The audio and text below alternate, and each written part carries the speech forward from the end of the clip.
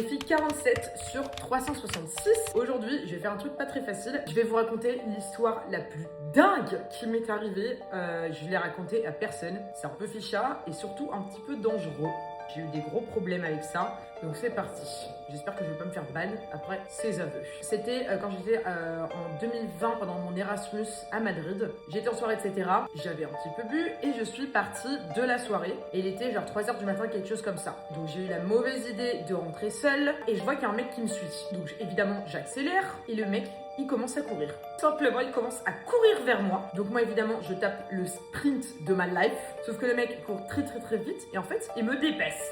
Alors voilà, donc moi, je me suis dit, ok, c'est hyper fichard, vraiment juste le mec m'a dépassé, en fait, il me courait pas du tout après. Sauf que, il me dépasse et il me jette un genre de sac en plastique juste à côté de moi, genre. J'ai eu peur. Et après, il se retourne et il me regarde en mode comme ça, genre. Alors voilà, donc moi, ma curiosité, voilà, j'ai regardé dans le sac. Et dans le sac, il y avait quoi? Une photo de moi pendant la soirée, là où j'étais. Genre en gros, il y a quelqu'un qui m'a pris en photo. Il a eu le temps de l'imprimer quand même. C'est horrible. Bref. Et là, énorme dinguerie. Sauf qu'en fait, c'était pas la police. Et poire, il commence à sortir son flingue. Tu sais, je mets les mains en l'air et tout. Je suis en mode, mais j'ai rien. Au courant que c'était illégal. Quelques prostituées, etc. J'ai pas pris la coke. Donc après avoir passé 4 jours en prison, avec les 500 000 balles, bah, j'aurais pu... Mais du coup, voilà.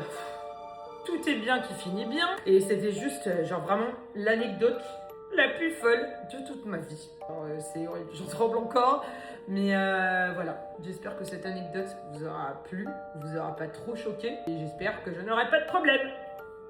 Voilà, à demain pour un nouveau défi.